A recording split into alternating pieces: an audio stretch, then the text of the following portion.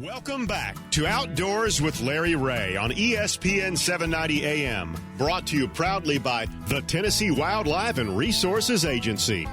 Hey, good Saturday morning. Welcome back to Outdoors with Larry Ray as we roll into our 20th year on the air, and this being the second Saturday, you know that means that Ron Wong is here, and you also know that means that John Gordon isn't here because he's always on the road during duck season and waterfowl season. John Gordon is he's out of here, but Ron is with me, and that's okay. We make it, can't we? Well, hey, we'll make it work, and that's all good.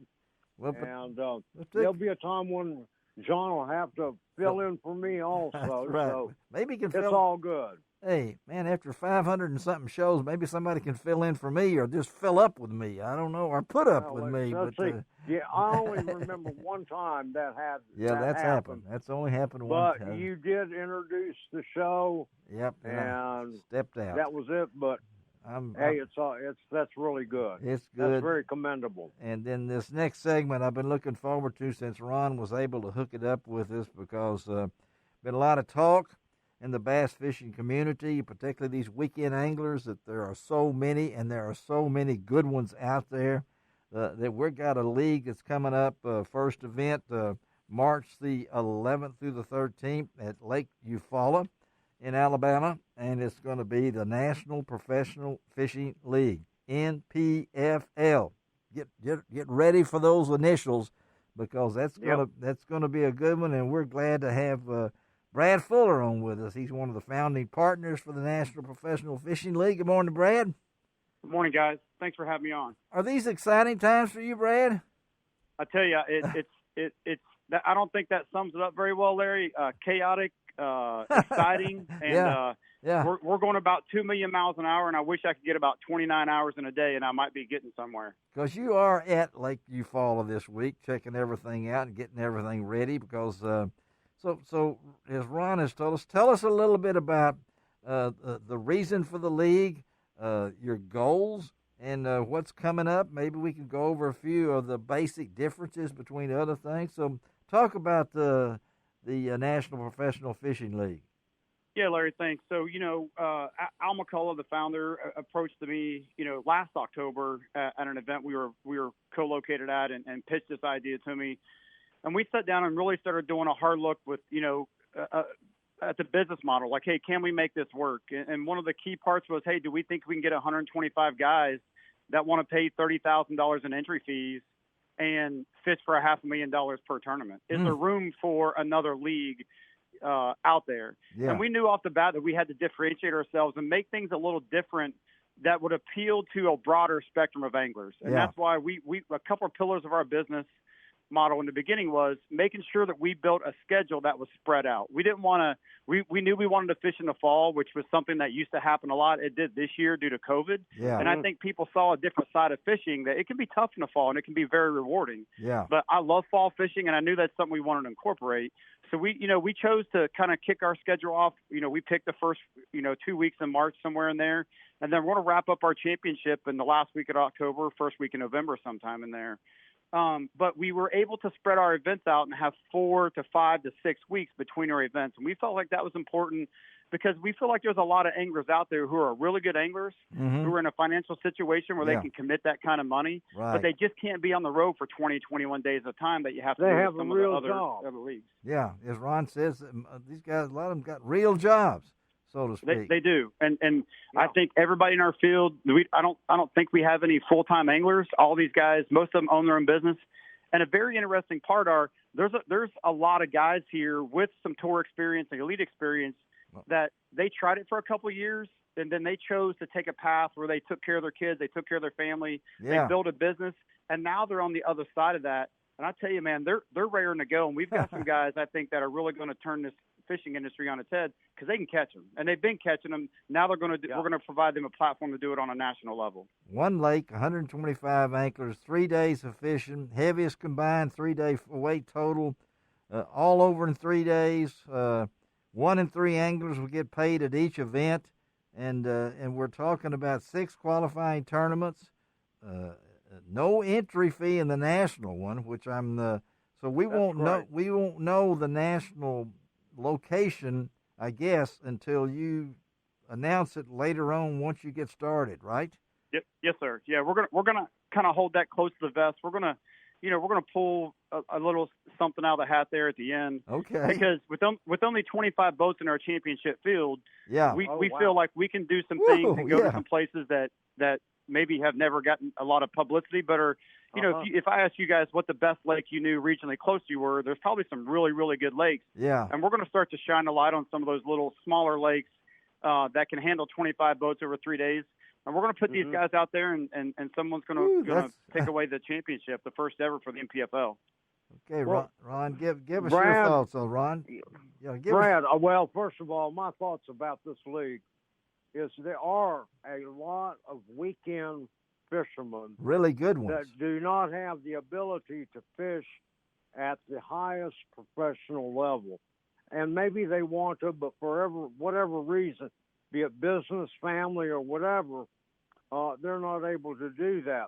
Because quite frankly, on all the other leagues, you have to really make that your life, and that's it. And a lot of people, a lot of guys don't want to do this. So very, very, very good concept.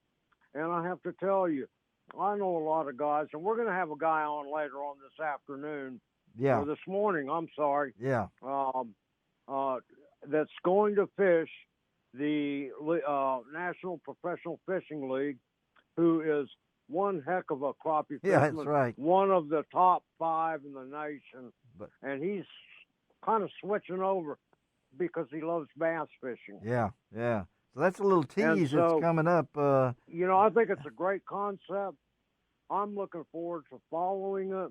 I should be able to get to 1 or 2 of their tournaments where I can cover it for Outdoors with Larry Ray, and I'm looking forward to that. And I know, Brad, the way you've come up with this thing, you're going to live stream all 3 days, right? On the water. Yes, sir. Yep. You're going to Yes, have sir. a live in-studio commentator. So with live weigh-ins, trailer weigh-ins.